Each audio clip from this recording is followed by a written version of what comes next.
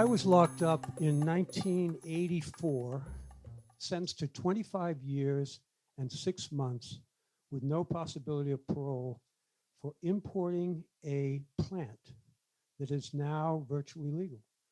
It's de facto legal and it has been for many years, but it's also legal in over 20 states for medical purposes and may well, if Cory Booker has his way, become legal federally. The DEA is going to have to come back from their ridiculous position that this is a plant that has no medicinal value and admit that they were wrong, that they're all a bunch of fools, that they've made this ridiculous war on plants. I mean, you know, if you look at the news back in the day and you see these guys landing in these black helicopters and they come out and they're dressed with the flak jackets, and they've got these huge weapons and they're running up into the hills to do what?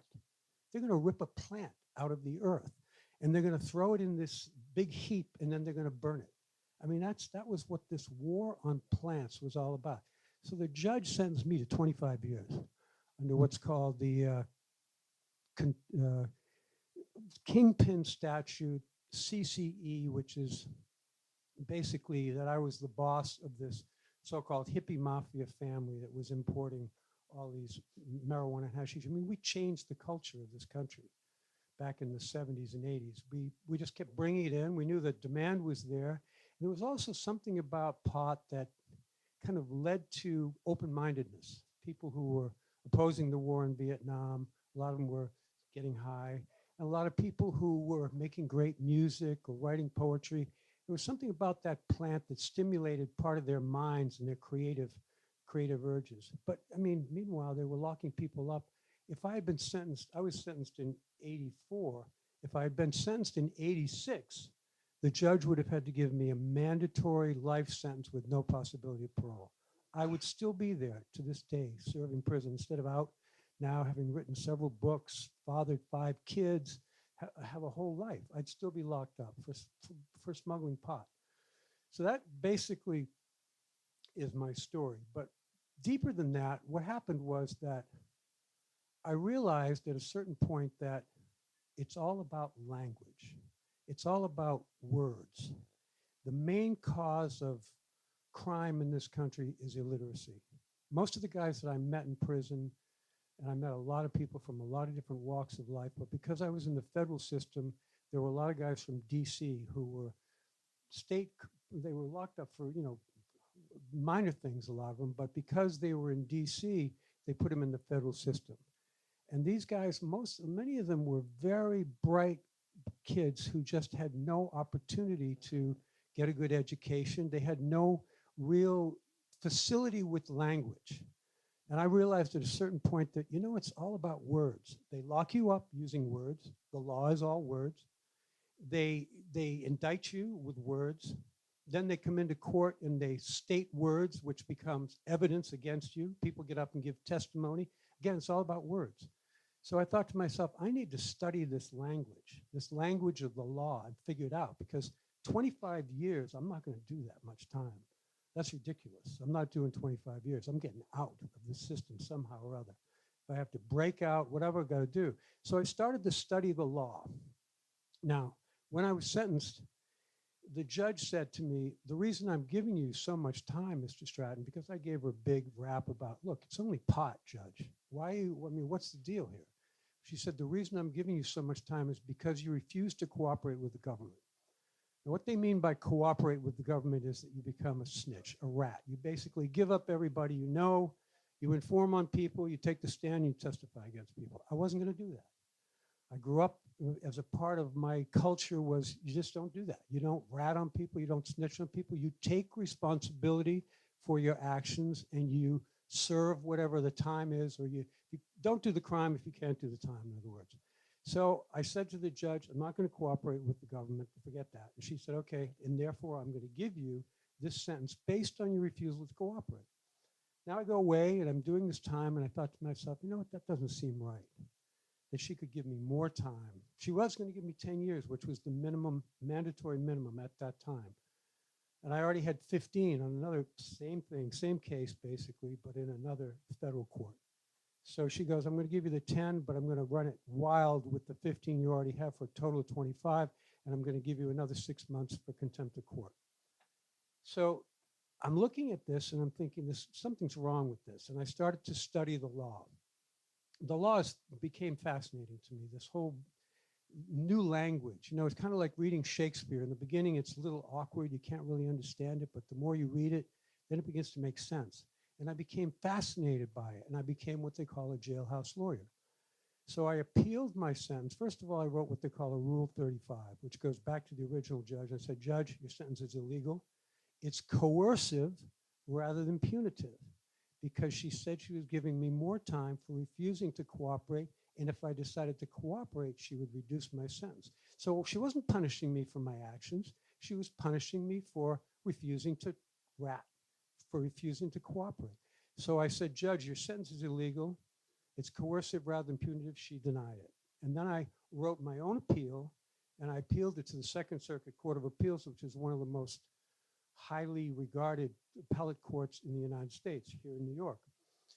And lo and behold, about 6 weeks later, I get granted oral argument. Right now, I'm doing time down in Pennsylvania. I've been locked up for that point at like 6 or 7 years. I'm thinking, I don't know how wise it is for me to go up there in New York in my jumpsuit and try to argue this case and play in the sandbox of these judges. So I called one of the lawyers who had represented one of my co-defendants, and I said, listen, I've got oral argument on this issue, and I need somebody to go in there and argue it for me. Will you do it? And he goes, well, what's the issue? And I said, the issue is this. It's my sentence is coercive rather than punitive. And he goes, really? It sounds really good. Send me the stuff. So I sent him all the stuff. He went in and argued it, and I called him the day of the oral argument, and he goes, we won. He's screaming, we won, Richard. You won. You're getting out, booby. And I'm like, well, how do you know? I mean, did they rule from the bench? He said, no, but I'm sure they didn't have any questions for anybody, just the government. How do we make this right? So, you know, meanwhile, 6 weeks, it takes 6 weeks to hear from the court, but the court indeed vacated my sentence and remanded me for resentencing before a different judge. So now I go before the new judge, and the new judge looks at it and he goes, well, I can see where your 25-year sentence was illegal, but why don't I just give you the 25 and not base it on your refusal to cooperate, but based it on how much pot you smuggled over the years. And I'm thinking, oh no, this is not good. This was not the idea here at all, Judge. So back to the law library, right? What do you do if you're a jailhouse lawyer? You research it. And I looked in it, I researched it, and I found, aha, you couldn't do it, Judge. You're wrong, because his job was not to revisit the facts of the case. His only job was to look at the illegality of the sentence and try to fix that. He couldn't go back and say, well, you know, I'm going to give you the 25 because of how much pot you smuggled. It was he could only fix that one little illegality, which was the two sentences being run consecutive rather than concurrent. Again, it's all words. This is all language, which is so fascinating when you think about it. Coercive rather than punitive. These words became so important to me that, so anyway, we go back in front of the judge. We say, listen, Judge, with all due respect, you can't do that. All you can do is adjust the illegality in my sentence. So he goes, all right, let's go back in chambers and discuss this. So we go back in chambers, and the prosecutor at that point basically said, look, I'm so sick of trying this case, and Mr. Stratton has got all these other issues that he keeps raising. He just won't shut up and go away and do the time. If you will stop with all the writs that he's filing for one thing or another, the government will not object to you running the two sentences, the 10 years and the 15 years together. So we go, okay, well, let's go back out into the courtroom and we'll do that. And the judge made the sentences concurrent rather than consecutive. Again, wonderful words. And as I'm hearing these words walking out of the courtroom, I'm thinking, great. I go back to prison to finish out this. Now 10-year becomes the 10-year sentence became the controlling sentence because it was non-parolable. 15-year sentence that I got in Maine was parolable. But now the 10-year sentence was the controlling sentence. Before I had gone to prison, a long time ago, I was one of the founders of a magazine called High Times Magazine, which some of you may have heard of. The only magazine devoted to an illegal activity at that time. You know, I was a writer before I got locked up, which is how I knew some of the people that I knew and all the pressure that the government was putting on me to rat out people like Hunter Thompson and Norman Mailer and people who really had nothing to do with my smuggling enterprise, but were names that the government was after. So I came out with a very, what should I say, a respectful attitude for the power of the government, but with a completely negative attitude towards the way they have treated people in this country for this problem of drugs. You know what I mean? I'm happy that marijuana is now well on the road to being legal. I don't think it ever should have been illegal. But I'm the first to admit that drugs can be a problem. Drug abuse is definitely a problem, as is alcohol abuse, as is food abuse. I mean, there's more people dying in this country because they're obese than because of any other thing. But now look, what's the biggest problem? Opioids. And opioids are drugs that are made and manufactured by legal drug manufacturing companies. So the whole war on drugs and the way we've approached this problem is just ridiculous. Doesn't make sense. You can't legislate morality. You can only, you know, I used to say, instead of just say no, N-O, let's say just say K-N-O-W. Know what these drugs do, what the effect is, it, how it can affect your life, and how it can mess you up. So my life's work since I've been out of prison has been writing. I've written these several books, as my good friend Mr. Galinsky mentioned, and making movies. Slam we made, which was basically set, it was shot almost entirely in the DC City Jail, and was about a young guy who gets locked up for pot. And ultimately, this is a great story because what happened was I wrote the script, and in the script, there was a kind of a gang situation developing in the yard between these two different factions. And in the script, I said, and then the guy recites a poem, and it completely dissipates the anger and the energy. And when the director saw it, he was like, Richard, come on, this is never going to work. This guy's going to recite a poem, and that's going to stop a gang fight out in the yard? And I go, yeah, that's the idea. You know, it's the power of language. It's the power of words.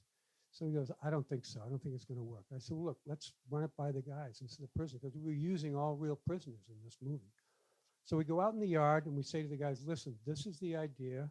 You guys are going to act like you're going to have a fight, and this guy's going to do this poem, and it's going to dissipate the fight. Do you think that'll work? And they looked at us and they said, well, depends on how good the poem is. So the guy who was the poet, who was not actually, he was one of the few non-prisoners in this movie, an incredibly talented guy named Saul Williams. We say, hey, Saul, give it a shot. So he did this amazing poem, and everybody was just stymied. All these guys out there were like, wow. And then they started to chant. They kind of went, South Side, South Side. They were calling him one of their own. So the director looked at me and goes, we're going to do it. It's going to work. And that turned out to be one of the most powerful scenes in the movie. And, you know, it was great to see these guys who were, a lot of them doing some serious time in DC City Jail, acting and being themselves in this movie, and then to bring in a couple of actors and have it work. And it worked really well. The movie was a great success. It won the, as Galinsky mentioned, it won the grand jury prize at Cannes, at Sundance, and it won the Camera d'Or at Cannes. So it went around the world. We screened it in Havana, Cuba. It was really an amazing experience. After that, and then this is to go into another subject that I heard people talk about too, parole. Parole is an unbelievable scene, man. I mean, my sentence was supposedly non-parolable. So as I'm walking out the door, they said to me, oh, you got to report to your parole officer. A parole officer? What parole officer? I'm doing now. Oh, it's not parole, it's supervised release. Same thing, different terms. You have 48 hours to report, or you'll become considered a fugitive, and we're going to send the marshals out to arrest you. So I go and I report to my parole officer, who had the unlikely name of Cynthia Lawyer. I'll never forget. I thought, wow, this is wild. And she says to me, well, where are you working? Now, I had a job. The lawyer who argued my appeal gave me a job working in his office, writing appeals, reading discovery, and helping him. So she goes, well, I'm not going to approve that job. You can't work in the lawyer's office. So why not? She said, because you're going to come in contact with people who are involved in crime or have criminal records. And I said, well, with all due respect, Miss Lawyer, tough shit. If I can't have that job, let's take it in front of the judge and see what the judge has to say. I'm going to write a letter to the Parole Commission because it says in your rules and regulations, I can't associate with other ex-offenders or convicts or people involved in crime for criminal purposes.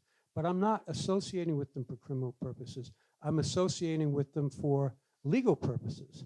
So we fought that, and ultimately the Parole Commission said, okay, you can work for this guy. Then I was going to get married. And the woman that I was going to marry was a woman who wrote a book called Rush about undercover narcotics cop and had done some time herself. So the Parole Commission, parole people looked at me and said, you can't marry this woman. Oh, really? Well, she's pregnant. So what are we going to do about that? We're going to bring another little offender into the world? So parole turns out to be worse than being locked up. I mean, it was just ridiculous. This guy would show up. I remember I got transferred from Brooklyn to Manhattan, and the guy's name, I'll never forget, Rocco. He sits me down, he goes, Stratton, he goes, I give you 2, 3, 6 months at the most, you're going back to prison. I said, really? What makes you think so? Sophisticated criminal activity. You've been a criminal all your life. You're never going to make it out here in the street. Oh, Mr. Rocco, thank you for this great, words of encouragement here. 3 days later, he shows up at my home, wants to look through the bedroom. I mean, he was unbelievable. Look under the bed to see if I was hiding any pot under there or something. It was so difficult. Then finally, all right, I get another job, working as, what happened was a really great story because a woman named Barbara Koppel, who's a fantastic documentary filmmaker, Academy Award-winning documentary filmmaker. She got a job to make a TV show, a documentary about Mike Tyson, who got in trouble for allegedly raping this woman down at the Miss Black America contest and was back in jail. So she was going to do this documentary but knew nothing about boxing. And she spoke to a friend of hers and said, I need somebody who knows something about boxing to write this treatment for me. So they hired me, and then after I wrote the treatment, she got the gig. She hired me as a line producer to make this film.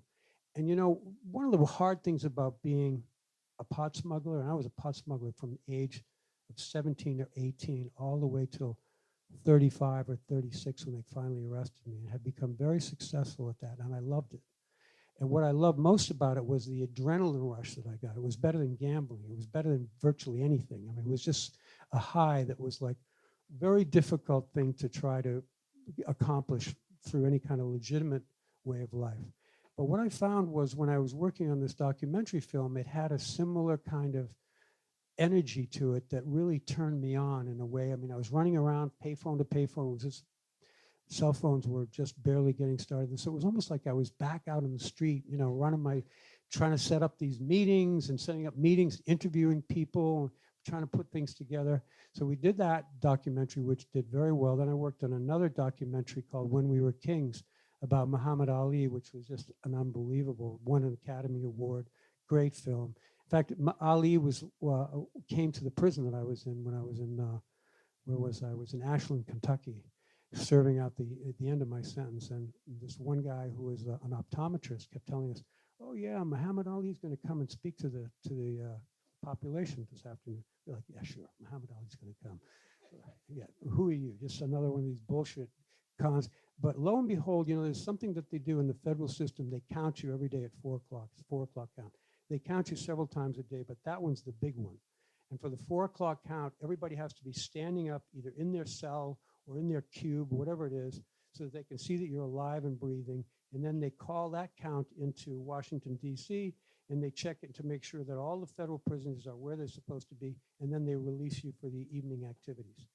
So we were all brought back to our unit for the 4 o'clock count. We're standing there, and all of a sudden we hear anybody who's interested in hearing or seeing a special guest to the prison come out to the recreation yard. So like, wow, could it be the real Muhammad Ali? So black guys, white guys, Latino guys, everybody in the world stream out to the rec yard to see the greatest, Muhammad Ali. And the warden gets up there and he goes, yeah, I'm going to introduce Muhammad Ali. Ali comes out and starts throwing punches at him and says, sit down, man. These people didn't come out here to listen to you. They came out here to hear what I have to say. And he was fantastic. He goes, look, there's people out there who stole more money with their briefcase and a pen than you guys ever stole with your gun.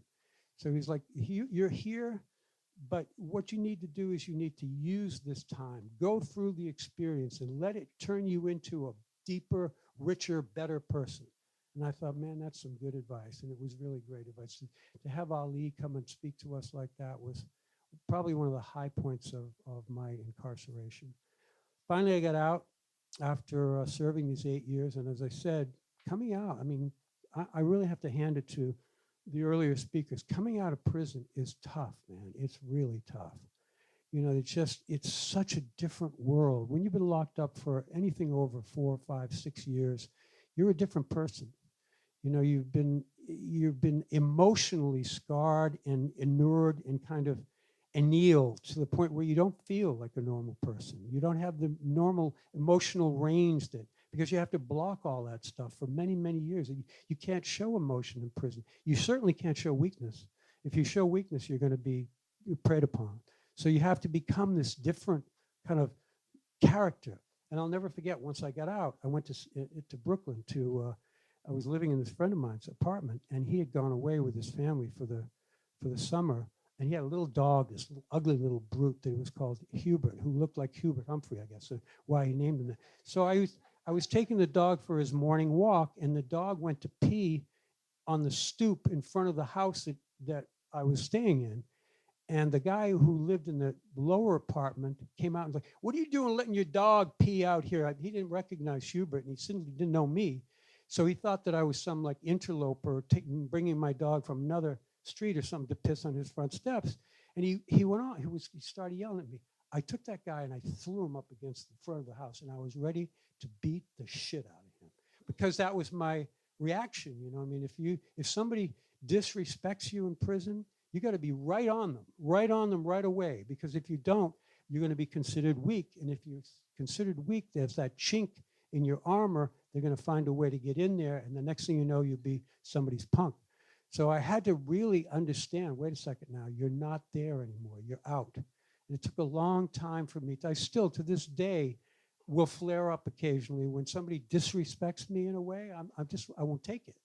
So it's really, you know, getting out of prison is in many ways harder than doing the time, you know, because it's just, you spend all this time when you're in prison thinking, if I could only get out, if I could only get out, I could do this, I could do that, I could do all these wonderful things. And then you get out and you find out it's not like that. You know, chance happens to everybody. So you start thinking, wow, you know, get depressed. A lot of people get depressed, and I've actually counseled a lot of people who come out of prison. Just say, listen, man, you got to understand, you're going to feel really good when you get out. There's going to be a euphoria. You're going to be thinking, finally, I'm out. And then after a week or two, you're going to start to get depressed, and you're not going to know why, but I'm going to tell you why.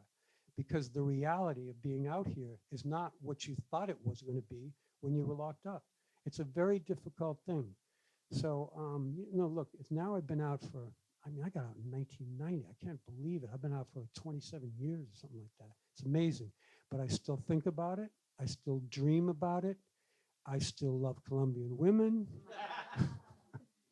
So anyway, that's my story, and I'm going to stick to it. And thank you very much.